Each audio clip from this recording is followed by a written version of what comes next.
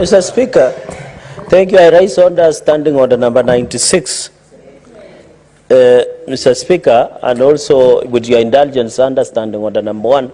As we talk, Mr. Speaker, even as we are happy that the session is coming to an end, Mr. Speaker, we are not sitting pretty with our staff.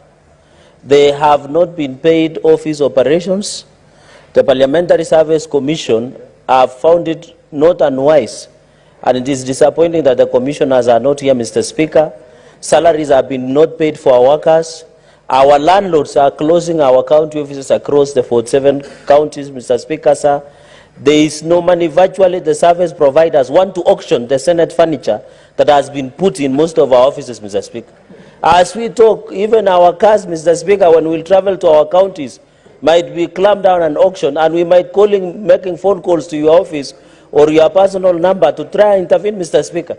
Mr. Speaker, you saw yesterday when the National Assembly boycotted, they have been assured within the close of business today, their money will be in the accounts of CDM, Mr. Speaker.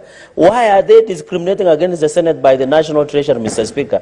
I want to say, even the tomorrow's morning sitting, we shall not come, Mr. Speaker. And in fact, as we talk today, Mr. Speaker, we are going to work out, Mr. Speaker, because we cannot proceed until, Mr. Speaker, until we resolve this impasse. We are going to cripple the whole business that we, because if there is no money, what business do we have, Mr. Speaker? Mr. Speaker, you know, with the harsh economic times, Mr. Speaker, with the harsh economic times, how can you, these drivers, Mr. Speaker, spend a lot of small money, Mr. Speaker. When they drive us and they're angry, they can drive us out of the roads and cause accidents, Mr. Speaker. Mr. Speaker, even our secretaries, our personal assistant, Mr. Speaker, can you lead us and listen to our cries, Mr. Speaker? This Senate has ever come under attack in the year 2018-2019. And it is you, Speaker, who led us all the way to Milimani High Court when we were filing against non-concurrence of 24 legislation, Mr. Speaker, by the National Assembly. Mr. Speaker, I would have expected the National Assembly to also boycott and be in solidarity with us the way we were in solidarity with them yesterday, Mr. Speaker. But it looks like the small brother, the lower house, will never be in solidarity with the Senate. But, Mr. Speaker, I want to request colleagues. We request that this session be suspended for now. Mr. Speaker, you make phone calls to the National Treasury, because, and also Parliamentary Service Commission, Mr. Speaker, we suspend for 30 minutes.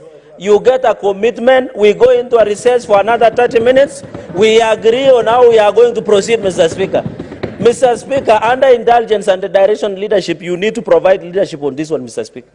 I don't think you will be sitting pretty. I can tell you, you'll have to switch your phone, because we will call incessantly. We will also give your number to our workers, our staff, so that they call and explain the situation, Mr. Speaker. Because vitu kwa ground is different, Mr. Speaker, sir. So as we talk, we have been using our own money to fuel and support most of our workers, Mr. Speaker. Some of them have school fees. Some of them have medical bills to pay, Mr. Speaker. They have rent, Mr. Speaker. You can imagine working to your office and your staff have not been paid. Mr. Speaker, with the harsh economic times, we must be serious, Mr. Speaker. I request that we adjourn this, we suspend this house for 30 minutes, talk to the National Treasury, give us way forward, and then we resume the sitting as normal, Mr. Speaker. And I think going into the future, I want to call upon Parliamentary Service Commission. There is no house that is lesser than the other. When the National Assembly speak, they listen. But when Senate speak, ni kama kupigia mbuzi gitaa, Mr. Speaker. We must take a collective responsibility. This Senate has come under attack from 2013, but we have always been resurgent. They should not underestimate us, Mr. Speaker. We look like dormant volcano, but we are going to erupt that it has never been seen before, Mr. Speaker. I expect people like Senator Chute to be on the forefront defending us, Mr. Speaker. You had Senator Sifuna yesterday led us in a Kamkunji, and we made a resolution that we shall not sit until we get our dues, Mr. Speaker. It is our right. How can we work, Mr. Speaker? Mr. Speaker, I request that you suspend this sitting, and we agree, Mr. Speaker, with all due respect. Senator Osotsi. Mr. Speaker, I want to support the request by Senator Cheragei that this is a very serious matter. Mr. Speaker, just like any other workers, We cannot sit here and work if our hearts are troubled. And as Senator Cheragei has said, our staff have not been paid, our officers are being